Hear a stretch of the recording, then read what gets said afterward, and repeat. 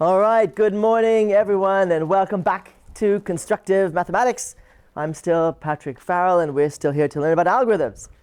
So, it's 9 o'clock, it's wet outside, so I thought maybe let's start with something gentle, right? And May morning was only yesterday, you might not have recovered. So let me recall that in lecture 1, we discussed Abel's theorem, which said that you cannot find a closed form formula for the roots of a quintic polynomial, okay? And that this was a sort of a major psychological blow at the time. What is mathematics about if we're not solving problems with formulae? And based on Abel's theorem, you might think that there's somehow this huge qualitative difference between finding the roots of a quartic polynomial and finding the roots of a quintic polynomial or higher, right? And from one perspective, there is a major qualitative difference, this absence of a closed form formula. But actually, from another perspective, there's really no difference at all, right? This is a difference without a distinction. And in order to see this, I thought I would just show you a little demo. So what we're going to do is we're going to take the function sine x plus sine x squared, which will be nice and oscillatory. We'll see a picture of it in a moment, on the interval 0 to 15. And we're going to approximate it using some features in NumPy that we didn't meet in computational mathematics, but nevertheless, I hope you bear with me. We're going to approximate it with a polynomial, with a series, but not using the monomial basis, but rather using a Chebyshev basis. So we're going to represent this as a Chebyshev series. And this is kind of like the non-periodic analog of Fourier series, right? Okay. And so I'm going to approximate this function sine x plus sine x squared with a degree 218 series. And I've chosen this degree because with this degree, the polynomial approximation and the true function are indistinguishable in the arithmetic I'm using. The difference between them is less than 10 to the minus 16, which is the precision of the arithmetic that I'm using. Okay, and so let's just take a look at that polynomial interpolant. Okay, that's a nice function to meet on a morning at 9 a.m. Okay, nice and oscillatory. And now, so here we have not the function, of course, but an approximation, but visually they'll be the same thing. And we'd like to compute its roots, right? So, Abel's theorem, you might be worried that this is going to be a hard thing to do. So let's turn that off. So what we will do is I'll check the time. I'll compute the roots. In this case, this is going to be an algorithm specialized to computing the roots of Chebyshev series, right? It's not a general root finding algorithm, the kinds of algorithms that we'll meet next week. We will mention this briefly and sort of allude to how it works, but I won't go into too much detail. But nevertheless, so we'll compute its roots and see how long it takes. And then we'll just take the roots, we'll just look at the real ones, right? Because of course this is a degree 218 polynomial, it must have 218 roots, but I only want the ones where it's on the real axis between 0 and 15, and so I'll plot those also in red. So let's run it again now, computing the roots. Sorry, I didn't save it. Okay, and here we go. Right, so now there's the plot with both of them. So we've successfully computed the roots of this polynomial interpolant very nicely. And how long did it take? Well, if we go back, it took about 0.044 seconds for a degree 218 polynomial, right? Which is quite quick. So should there be a major philosophical difference between finding the roots of degree 4 and degree 5 if you can compute the roots to 16 digits in a fraction of a second, right? That's from one perspective, yes. From another perspective, no. And let me also this is always a dangerous thing, especially when you're being recorded.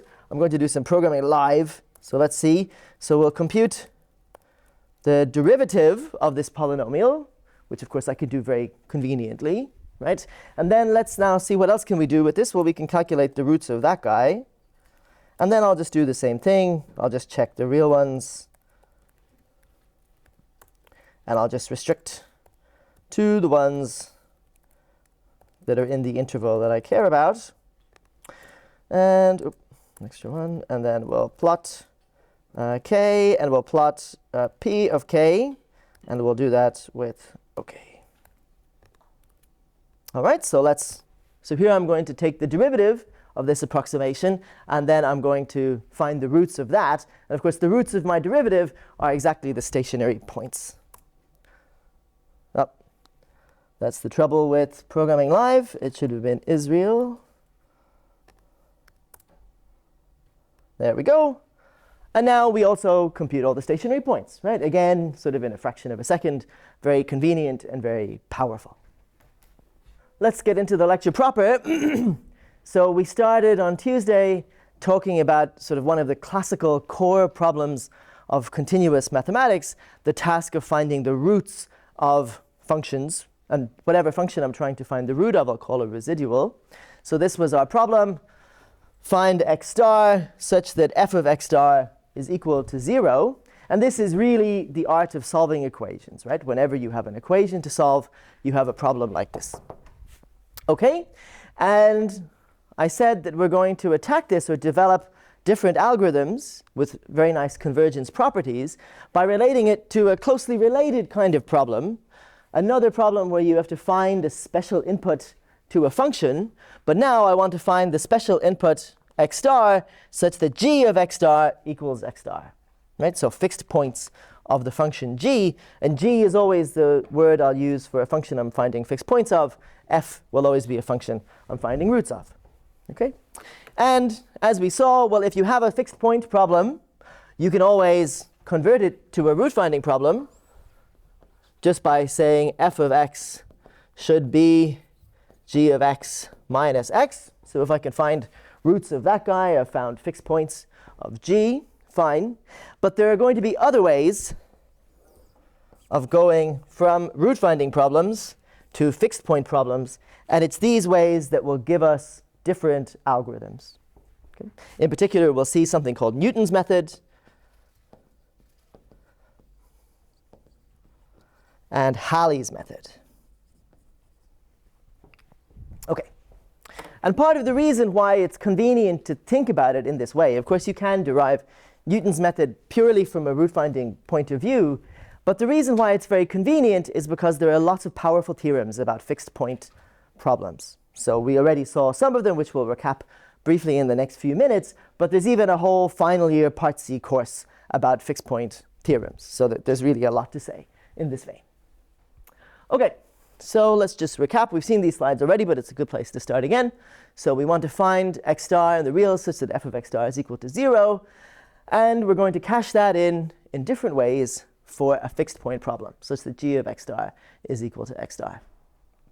OK? And then we met some theorems. So the first theorem that we met is about the existence of fixed points. And for that, we met the one-dimensional version of Brouwer's fixed point theorem, which says that if you have a continuous endomorphism on an interval, then it has a fixed point, at least one. It might have others. OK? And then, so we proved it. And then if you strengthen the conditions a little bit more, you get uniqueness of the fixed point. So now I want a differentiable endomorphism where I have control over the size of the derivative. The size of the derivative is bounded less than 1 for every x in the open interval ab. It might get arbitrarily close to 1, but it doesn't ever touch 1. Then g has a unique fixed point, and we prove that with the mean value theorem. Okay? And then associated to fixed point problems, there's a very natural algorithm where you start with a guess for x star, you plug it into g. Is that good enough? No. Then I plug it into g again. Is that good enough? I plug it into g again. And we met that fixed point algorithm to just keep applying g over and over and over. And we wanted to know when that fixed point algorithm converges. And for that, we came to the statement of the contraction mapping theorem, which relied on the following property, that g was a contraction. So maybe this is worth drawing a picture for. So what does it mean to be a contraction? Let's imagine we've got our space of possible inputs to our function. Of course, in this setting, our function always takes in one-dimensional inputs, but maybe it applies in higher dimensions, so we can draw it in higher dimensions. So I take two different inputs to the function, So up there, they're called x and y. They have a distance between them, whatever it is. Then I apply g to each of these separately.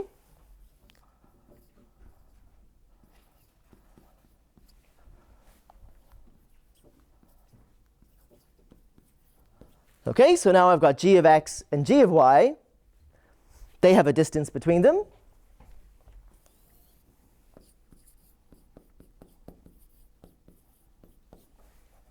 And you're a contraction if you always shrink distances between pairs of points by at least some amount gamma.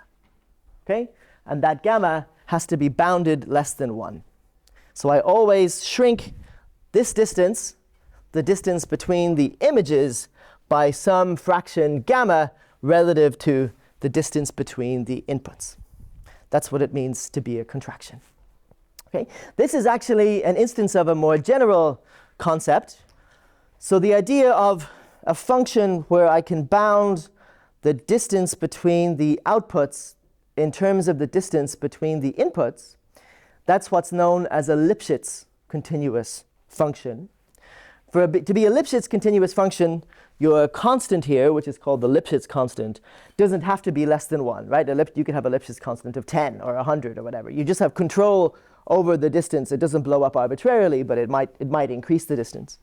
Whereas a contraction, you might say, is a Lipschitz continuous function with a Lipschitz constant less than 1. Okay? And you'll meet Lipschitz continuity next year, especially in the context of differential equations. Okay, so that's what a contraction is.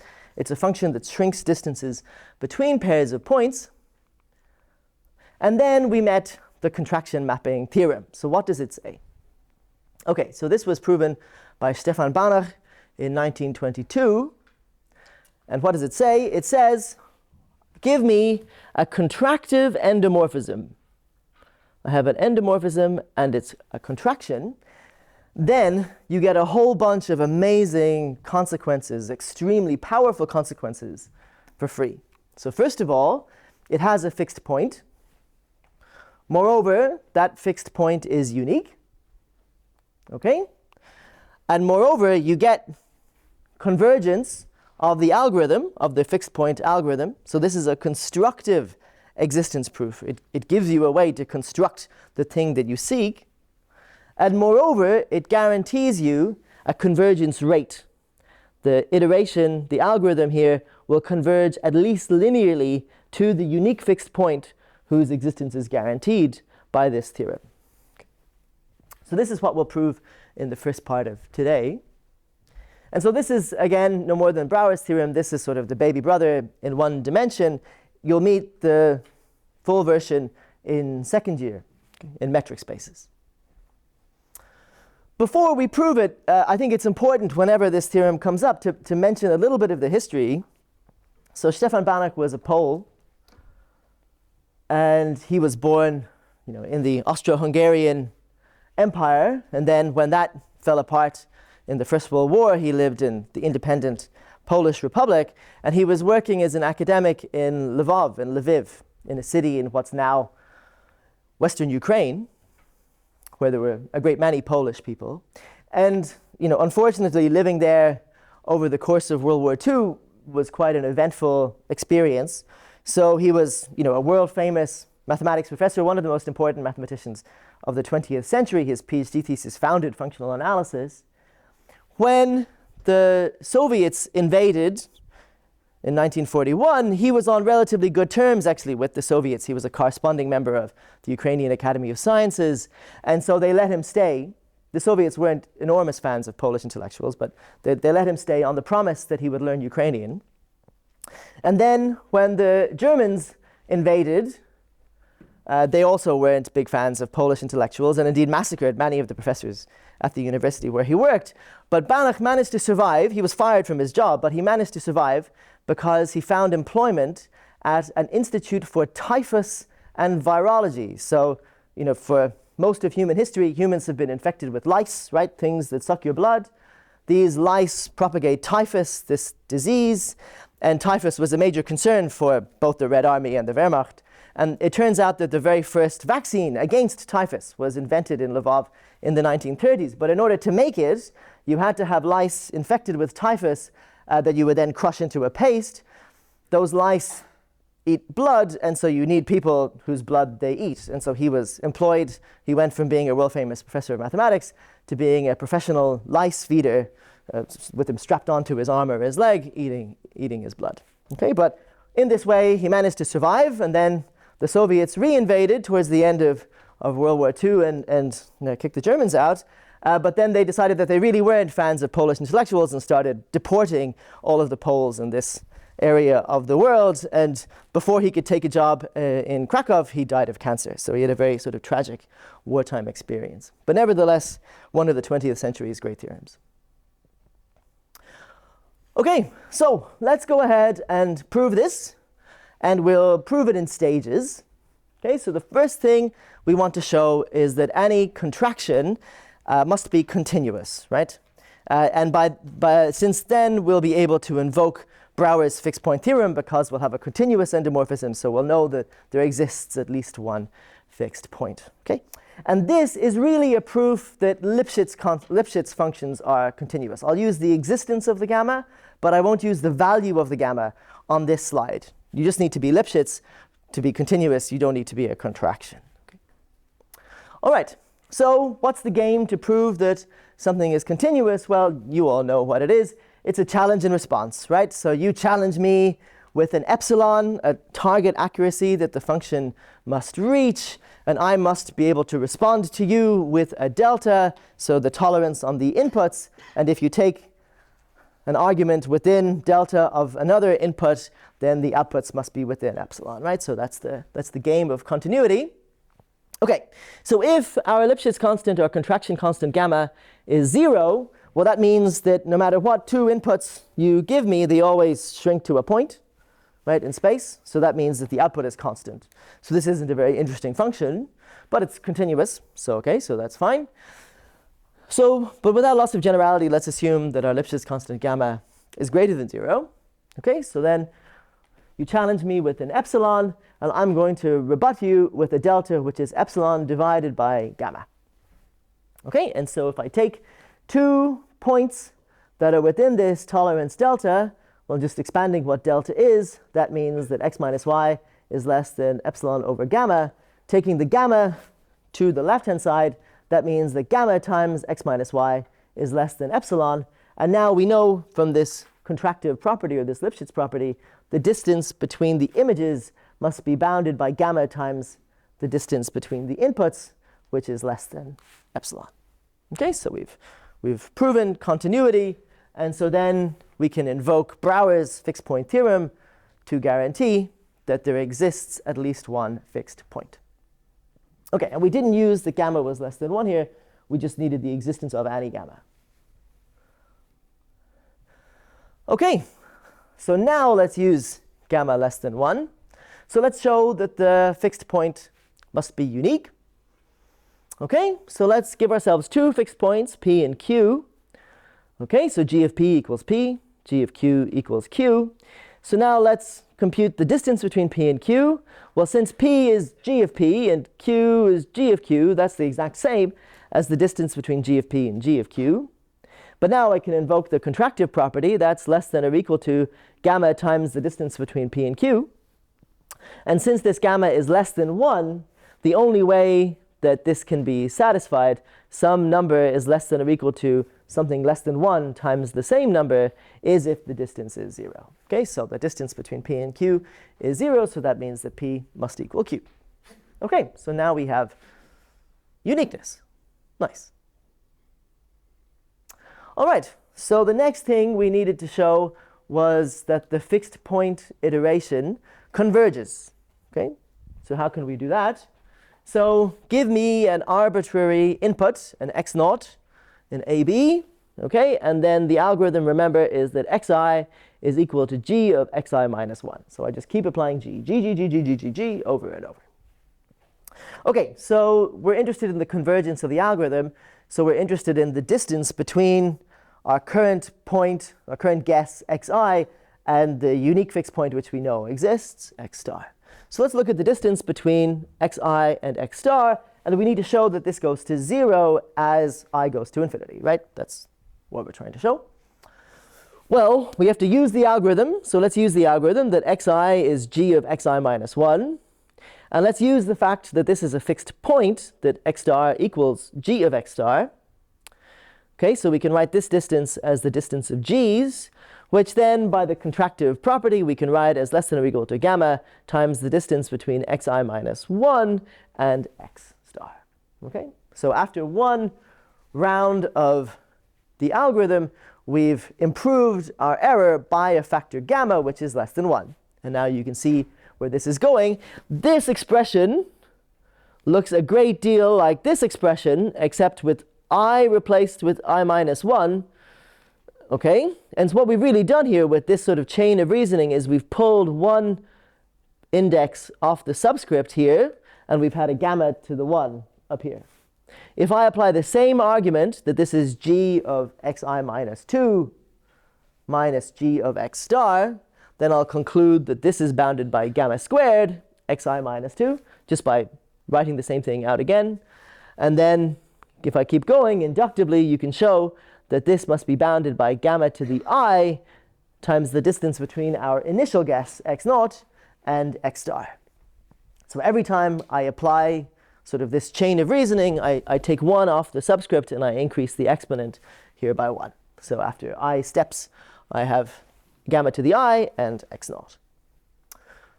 OK, well, gamma is less than 1. How convenient. So that means the gamma to the I goes to 0 as I goes to infinity, whereas this distance, the distance from x0 to x star, is fixed.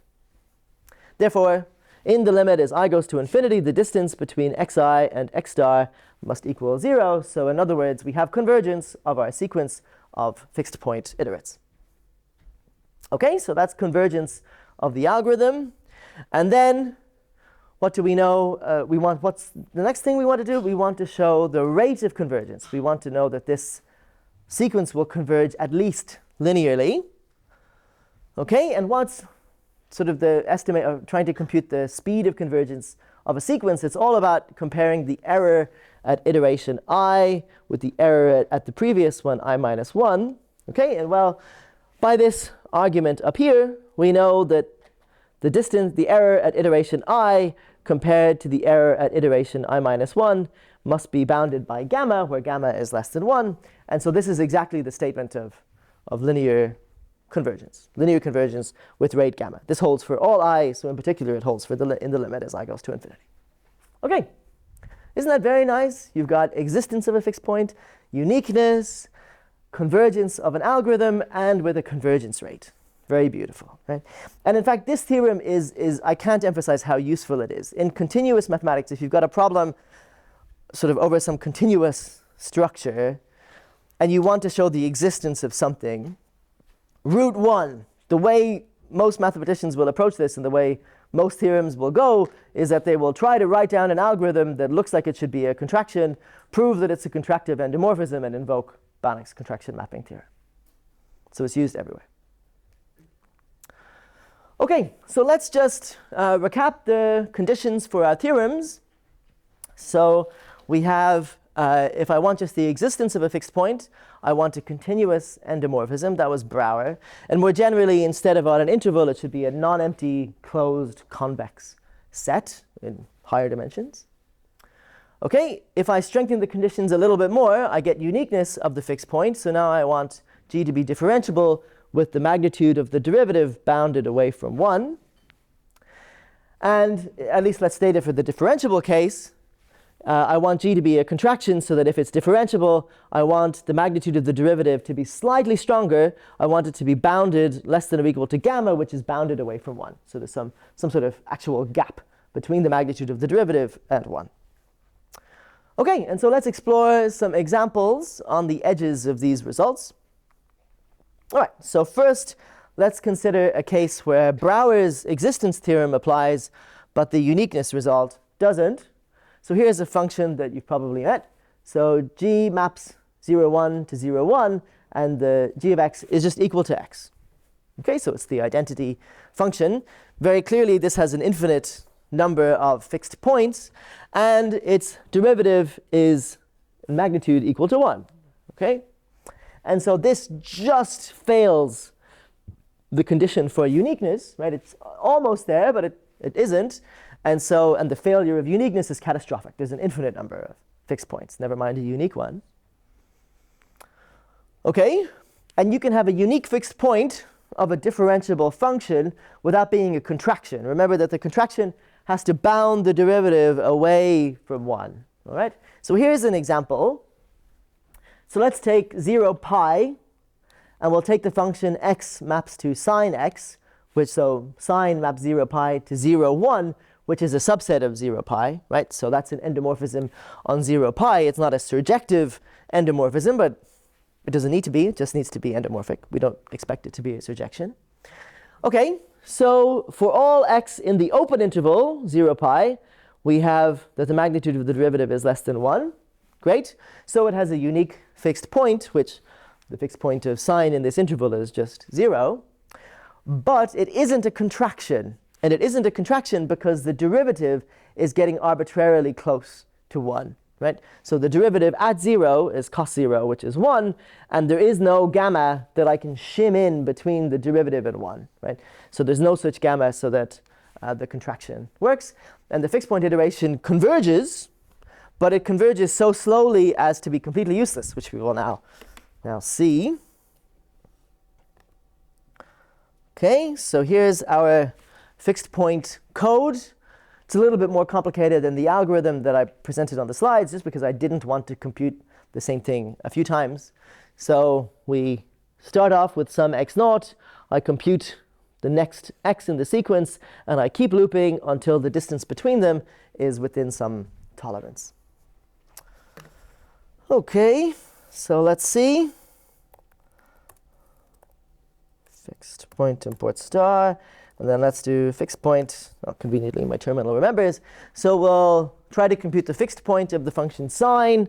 We'll start from initial guess 0.1, which is quite close to 0, right? We're giving a good initial guess here. And we'll choose a tolerance of 9 digits, let's say.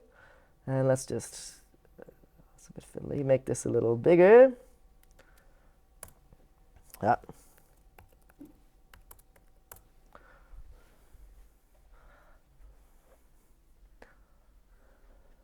Okay, so it's converging to 0. Right, that terminated sooner than I thought. Let's try this, keep going. But what's happening is that the closer you get to 0, the slower the rate of convergence becomes, right? Because your derivative is getting closer and closer to 1. So, you could, if you wanted to work out the distance away from 0 within which you're only making 1/trillionth of the progress that you want to be with every step, and it's just getting slower from there.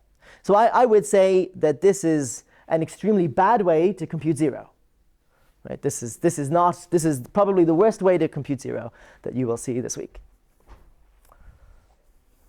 So this is a case where the contraction mapping theorem doesn't apply and the fixed point iteration doesn't really work. Okay, so let's do an example. All right, so suppose we wish to find the roots of this very interesting quadratic polynomial x squared minus x minus 1 equals 0. And the reason why I've chosen this polynomial is because it has very nice roots. Its roots are the golden ratio, and its conjugate, its little brother, minus 1 over the golden ratio. And this is pretty, right? The golden ratio is a topic that sort of attracts a lot of cranks and mystics. And so, if you ever meet one of them in an ashram or something, then you can say that, yes, indeed, you do, study the golden ratio in your studies. Okay, so what we're going to do is we're going to recast this problem as a fixed point problem. All right, and we're going to do this by algebraic manipulation of the residual. So I want to write the residual f of x as g of x equals x for some choice of g, right? So I need to isolate out of the residual an expression for x. Okay, and there's many, many ways you could do this. So here's one way. what I could say is, well, let's take the linear and constant term over to the right. And then even at this stage, I have choices. I could take the square root, or I could think about dividing by x. Let's divide by x. So that means that x is equal to x minus 1 over x. Okay, and so that's my first choice of fixed point function. That's one way of isolating x from this expression. Okay, or I could do something else. I could take the same polynomial, but now I'll isolate the linear term. So I'll pull the linear term over. So that means that x is equal to x squared minus 1. Okay, and that could be another fixed point function. Or I could take the constant term over and then factor the left-hand side into x minus 1. And so then that means that x is equal to 1 over x minus 1. And I could say that that's a third fixed point function. Okay, and often these are the kinds of questions that arise on the exam for this course. So I have no role as a prelims lecturer. You don't have any input into the writing of the exam question. It's based on the syllabus. I teach to the syllabus and they examine to the syllabus. But the syllabus, the questions that arise often are of this form. Here's a residual. Find for me 3 different fixed point iterations and show me which ones work and which ones don't, right? So, which is what we're going to do for each of these. Okay, so let's try them out. So the first one is x plus 1 over x. So let's do that. Okay. So I've got the function lambda x plus 1 over x. I want to compute the golden ratio, so I'll start from an initial guess that's sort of fairly close, 1.1, because of course this problem will have 2 solutions. And I'll choose some tolerance. All right, and when we run that guy, it works, right? It converges quite nicely to the golden ratio 1.618 something, and it gets to this tolerance 10 to the minus 9 within 23 iterations, which is quite reasonable. Okay, the second one was x squared minus 1. So let's try that fixed point iteration. Ooh, oh dear. Okay, so what's happened is that after some pre-asymptotic behavior, it gets stuck in a cycle, right? It hits 0, and then that function, the fixed point, takes you to minus 1, and then if you put minus 1 into the function, it goes back to 0. So it just alternates back and forth. So it's been attracted to something, right? But what it's been attracted to is not a fixed point, but rather a cycle, a 2 cycle. Interesting.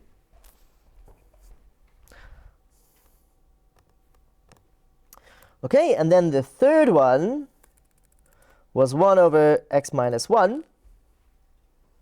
Let's see how that goes. Huh, that's interesting. I wanted to compute the golden ratio, 1.618. But actually, it didn't compute that. It computed the other solution, right? Which is the other root of this quadratic polynomial, which is minus 1 over the golden ratio. Interesting. Why is that? Why didn't it converge to the solution I wanted? Why did it converge to the other one? Let's see. So that's what we're going to analyze. Why did fixed point iteration A work or converge to that solution? Why did fixed point iteration B not converge to either solution? Why did fixed point iteration C converge to the second solution? That's what we'll try to figure out. But before I do so, I want to give you a warning, right? So I teach this because this is how the questions on the exam are. But that isn't really what root finding is about, right? If you actually have a problem that you want to find the roots of, next week we're going to meet generic ways of transforming a root finding problem to a fixed point problem without relying on kind of algebraic manipulations of the particular form of the residual that you have. Okay? So the sort of thing that we're doing here is kind of a mathematical game, and we play the game. It's interesting and it's on the exam, but it's not really what you would do in real life. Okay, so I didn't know if I'd be able to run it live, so I thought for insurance, I'll tabulate some iterations of these fixed point methods. Okay, and we want to explain this. All right, so what's the game, right? The game is we want to invoke the contraction mapping theorem. What does the contraction mapping theorem say? If you have a contractive endomorphism, then ... So we need to guarantee that our function is a contractive endomorphism. That's what we have to do.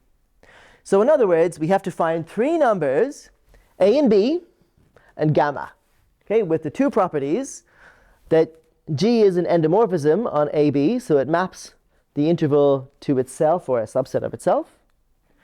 And we want it to be contractive, so we want that the magnitude of the derivative is bounded by something that we can bound away from 1. Okay, and the residuals that you'll get on these questions will always be differentiable, so don't worry about the non-differentiable case. Okay, so let's see how this goes in case A, where our fixed point function was x plus 1 over x. Right, so you have to differentiate it, so its derivative is minus 1 over x squared.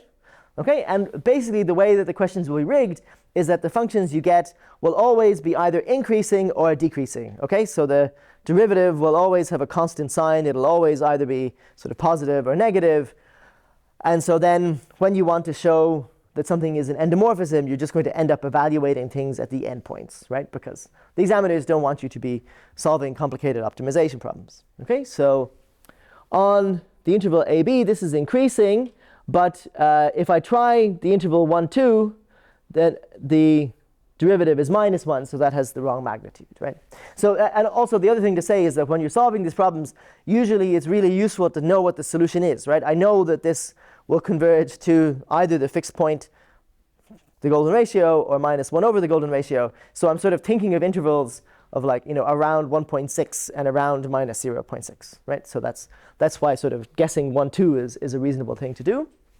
Okay, so if we try AB as 1.12, then at least on that interval I have a contraction, right? The magnitude of the derivative is made worst at the left endpoint, and that's about 0.8. So I have a gamma.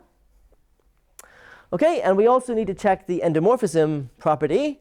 All right, and so just simplifying g of x is 1 plus 1 over x. And so that means that the function is decreasing on AB because these numbers are greater than 1. All right, and then checking, so then you just have to evaluate the endpoints to make sure that it sort of maps the interval back into itself. G of 1.1 is 1.9, G of 2 is 1.5, and it's a decreasing function, so then you're done. Okay, so now we have an endomorphism, and so thus we can invoke Banach's contraction mapping theorem because we've got an AB and a gamma that all work. Okay, and so this involves a bit of guessing. So you guess what might be a good AB, you check, can you find a gamma? No, I need to shrink the AB. Can I find the gamma? And you sort of iterate back and forth between them. Okay, what about case B? So that was the one that didn't converge. It got stuck in a 2 cycle. Well, its derivative is 2x. Okay, and then let's just evaluate it at the 2 fixed points. The derivative at phi is about 2 times phi, which is about 3.2. The derivative at minus 1 over phi is about minus 1.2. In both cases, the derivative is too big, right? The derivative is greater than, in magnitude greater than 1. So there can't be an interval containing the root that satisfies the criteria. Okay, so that fixed point iteration won't work. All right, and then let's try case C, the third one, the one that converged to the other root. Okay, so what's its derivative? It's minus 1 over x minus 1 squared. So then let's evaluate the derivative at the 2 candidates. At phi, at the golden ratio, it's minus 2.6, too big. But at the other one, it's small enough. It's minus 0.38. Okay, so that shows that it can't converge to the golden ratio, but maybe to the other solution it can. All right, and so then let's take some interval bracketing this golden ratio, this other solution, minus 0.8, minus 0.4. So g dash is a decreasing function. So in order to bound it, I just need to evaluate it at the right endpoint of minus 0.4. And so that gives you a gamma of about 0.5. Okay, and then I need to check that it's an endomorphism. So on this interval, g is a decreasing function, so you just need to check the endpoints. So you evaluate g at the endpoints, and they are indeed contained within the right interval, and so now you're done. So again, the game is to find an a and a b and a gamma so that this all works out. Okay, so let's talk a little bit more about the algorithm itself, and when, in particular, when I can terminate it, right? Because when you've got a continuous problem and you know that I'll never have the true solution, I'll only have it to some accuracy, you have to think about when you're going to terminate the algorithm, right? That's a key thing for solving the problem. So in the algorithm that we saw, we looped just until we satisfied the fixed point property to within some tolerance, right? In other words, the distance between g of x and x was small, but you could imagine that if you think about the function g of x minus x, it might get somehow very close to 0 without actually being 0, and so you might be very far away from a fixed point but still satisfy this to some tolerance, right? So this might not be the best termination criterion, and in particular what we would like to do, if we could at all do it, is to have a handle on the error. I want to know the distance between my solution x and the true solution x star. Of course, I can't know the true solution x star. That's what I'm doing here. I'm trying to compute this. But nevertheless, it turns out that in many cases you're able to put a useful computable upper bound on your error even though you don't know the true solution. Okay, so that's what we'll see now. Okay, so here's one attempt at making a useful upper bound. So in the algorithm, in the proof rather, we saw that the distance at iteration I is bounded by gamma to the I times the initial guess error. Okay, but now we know that both x0 and x star are in our interval AB. So in other words, we can bound this quantity on the right-hand side by gamma to the I, the distance from b minus a. Right? That's a crude bound, but it's totally computable, right? I know a and b and gamma. So now I have it upper bounded by something that I can compute. So in order to achieve a tolerance tau on the error, I can compute for you how many iterations I must do, right? I can choose an I such that gamma to the I is less than or equal to tau over the distance between b and a. Okay, and so this reminds us, of course, that we want a contraction with a small gamma, right? If gamma is nearly 1, then we're going to be doing this for a very long time, and we're going to need a very large I. But if gamma is a tenth or a hundredth or something, then you're not going to take many iterations at all. Okay? And this kind of bound we call an a priori bound, because I can do it without ever actually running the algorithm, right? I haven't run the algorithm whose properties I'm trying to bound. I just know things about it, and I can compute how many iterations I must do before ever choosing an initial guess, or before ever getting to a computer. Okay? So if we know more, we can do a little bit better. So here's how we can do a little bit better. So from the contraction property, we know that the distance between two iterates must be bounded by gamma between the distance between the two previous iterates.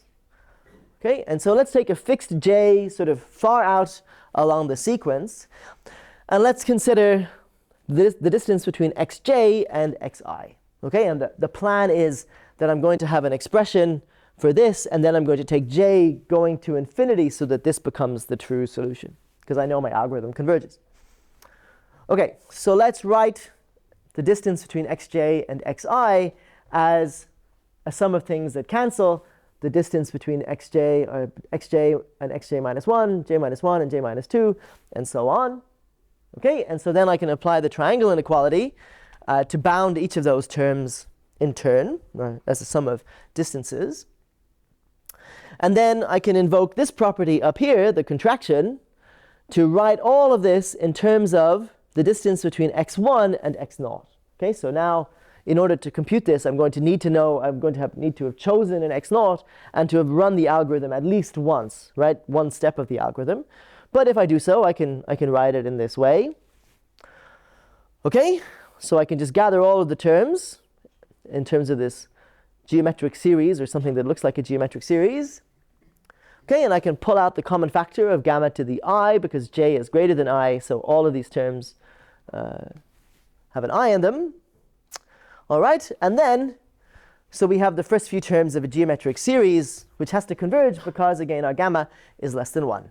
Okay, so if we take the limit, j goes to infinity, so the xj goes to x star, and this quantity here becomes gamma to the I times 1 over 1 minus gamma, the evaluation of the geometric series. Okay, so this is another bound in terms for the error at iteration I, but now in order to use it, it's a posterior bound, what we call an a posteriori bound. You have to do some computation in order to actually use it. You have to run the algorithm at least a little bit first.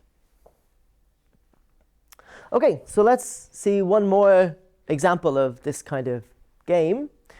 All right, so we want to find a fixed point of e to the minus x. Okay, so we want to find an AB and a gamma such that we can apply Banach's contraction mapping theorem. All right, so let's just recall we need an endomorphism and we need it to be contractive on that interval. Okay, so let's compute the derivative. It's minus e to the minus x. So in magnitude, it's just e to the minus x. And you know what that function looks like. At x equals 0, it's 1, and then it decreases from there. It's strictly less than 1 for any x greater than 0. So if I'm looking for an interval where I can bound the derivative away from 1, I should at least avoid x equals 0, right? I can't include x equals 0 in my interval of choice. All right. And so we also have that g is an endomorphism on 0, 1, because g of 1 is 1 over e, and e is 2.7 something, so 1 over 2.7 is less than 1, and g of x is decreasing, so that means that we have the endomorphism property that we seek. Okay, and so that means that what we should do is we should take an interval sort of with b equals 1 and a something close to 0 but not 0. So in this case, I've chosen 1/10, right? And so then if you go away and check that these conditions hold, indeed it works fine. It's an endomorphism on this interval and it's contractive. And the actual fixed point is around 0.56. Okay, let's take a look at what those error bounds tell us, right? Or how many iterations do we have to do? If we want to get to within 10 to the minus 3 of the fixed point, how many iterations should we do? Here we're expecting that the number might be a little bit high because I've chosen an a that's quite close to 0. So that means that my bound on the derivative is going to be close to 1, right? So it's going to be around 0.9. And so we're going to have to do more iterations than I might have hoped. Okay, so for the prior bound, for the a priori bound, if I solve gamma to the I less than the tolerance divided by 0.9, that tells me that I should be at least 68. So this is really nice, right? So without ever computing anything, I can guarantee you that if you do 68 iterations of this algorithm, you will have 3 digits, which is very nice. Okay, and then if we start with another guess, maybe x naught is 0.56, what does the a posteriori bound do? So we have to go away and compute x1, which I've done for you. And then if you solve gamma to the I over 1 minus gamma times this distance less than tolerance, you get I greater than 47 for 3 digits. So here, because the posterior bound uses more information, you've actually done some computation, so you sort of see how it's converging, you have a tighter bound, right? So you know that I only have to do 47 iterations to get 3 digits. Okay, so that's what I wanted to say about the contraction mapping theorem. But the slow convergence of that sequence motivates us to do something else. And so we'll end today's lecture with a bonus, right? And so anything labeled a bonus sequence that's not on the exam. It's just purely for your education and indeed your entertainment on the assumption that you might like maths, right? Okay, so let's talk about accelerating sequence convergence, right? So let's suppose that you have a sequence and it's converging linearly, which isn't great, right? I mean, that's fine, but we'd like to do better. Okay, and let's also suppose that we have the property that for large enough I, the error always has the same sign. In other words, I'm approaching the solution from below or from above. All right? So there was a very interesting guy called Alexander Aitken who had this big idea. What we're going to do is we're going to use the entries of this sequence in order to make a new sequence called the Aitken accelerated sequence that hopefully converges faster. So we've got a slowly converging sequence. We're going to try to construct a faster converging sequence out of it. So Aitken was a New Zealander who spent most of his career in Edinburgh.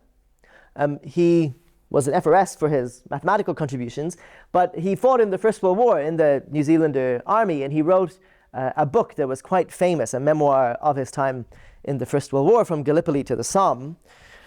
And that's why he was unusually also a fellow of the Royal Society of Letters, right, for his literary contributions. So the intersection of these two Royal Societies is not that big, but he's in both of them. Okay, so what does Aitken's idea look like? I think it's really pretty. So let's just assume, optimistically perhaps, that the asymptotic limits about our linear convergence hold at iterations I plus 1 and I plus 2. Okay, so that means that xi minus 1 minus x star is just, let's just say it's equal to mu into xi minus x star. And I've dropped the absolute values because I know that they always have the same sign, right? I'm always converging from below or from above. All right, and the same holds at I minus 2. Well, I can treat this as an expression. If I change the approximation for equals, I can do some algebraic manipulation to get an expression for mu. I can do some algebraic manipulation to get an expression for mu, right? And then if I equate those two expressions for mu, then I can do some more algebraic manipulation, which I'll save you the bother, in order to isolate an expression for x star.